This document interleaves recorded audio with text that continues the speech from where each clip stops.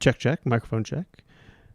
Good morning. What's going on, everybody? Andrew asked me about my podcast. We are back. We just had a banger weekend in sports. Couldn't have been more excited. Everything from the NBA, NHL, nothing in the NFL, really. They're still talking about Aaron Rodgers. We had the U.S. Open and an awesome Formula One race. So kind of diving into the sports world this weekend. What's going on, everybody? Andrew asked me about my podcast, back with another episode, kicking it off. We had probably one of the best weekends in sports so far this year, I think I can say. NBA was going off, NHL was going off. We had the U.S. Open and an unbelievable Formula One race. A little bit of a strategy, a little bit of a tweak there, I think is going to be interesting to follow over the next couple races. Starting with the NBA, we had the Phoenix Suns win the first game of this series against the LA Clippers, 120-114. Personally, I think Phoenix is probably going to wrap this up. Obviously going to be great to watch them in this series. Hopefully they make it all the way to the championship. It'll be awesome to watch them in the championship, see how they do, see how they win, and see what they can pull off. And to wrap up Game 7, you had the Hawks versus the 76ers, and you had the Hawks win 103-96, eliminating the 76ers. Again, another upset year for the 76ers. Young team, have been together for a little bit now, but haven't really been able to make much of it. So hopefully they can get it figured out in the offseason and come back strong next year for a run at it. In the NHL, you had the Islanders win 3-2 over the Lightning, taking the series to a 2-2 tie, and you had the Knights over the Canadiens with a big 2-1 overtime win to keep the series tied at 2-2. I think that Knights win is going to go down as probably one of the wins, and maybe the one that kind of transitions. You had the Canadiens absolutely dominate the series so far and the previous series, so they're definitely one to watch. But Knights still lingering around, obviously took down the Avalanche in a pretty dominant fashion, so going to be another series to watch. Personally, total bias, huge hockey fan, so I think the NHL playoffs are some of the best hockey out there, and I love and enjoy watching every single game. Try and watch every single game.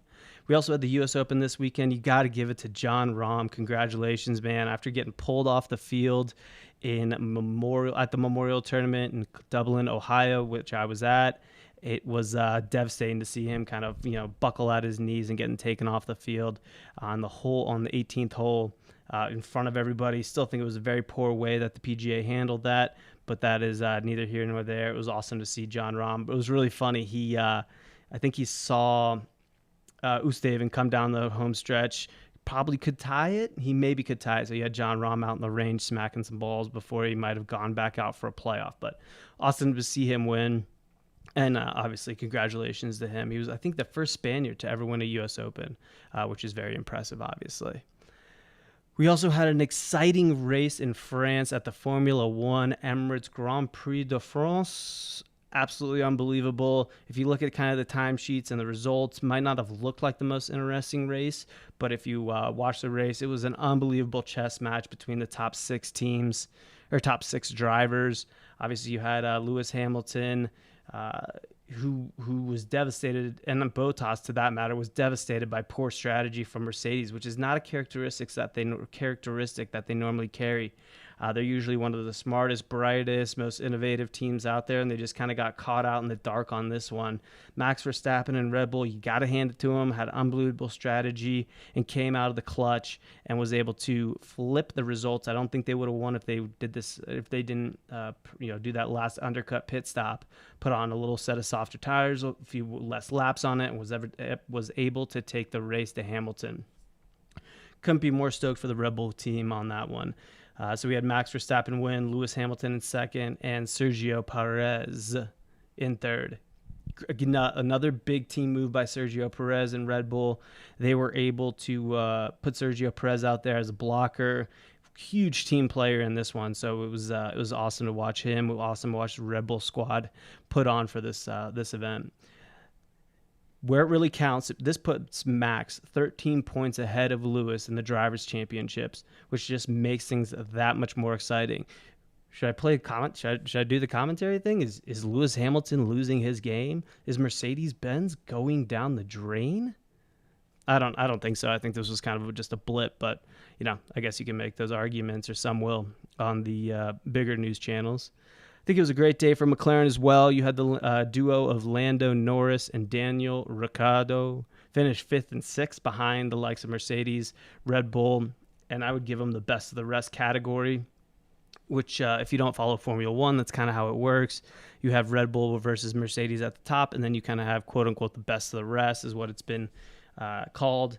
That includes everybody from from McLaren, Aston Martin, AlphaTauri, Haas, all those kind of teams. So best of the rest category. So you can only be super stoked with the points that McLaren is getting out of this.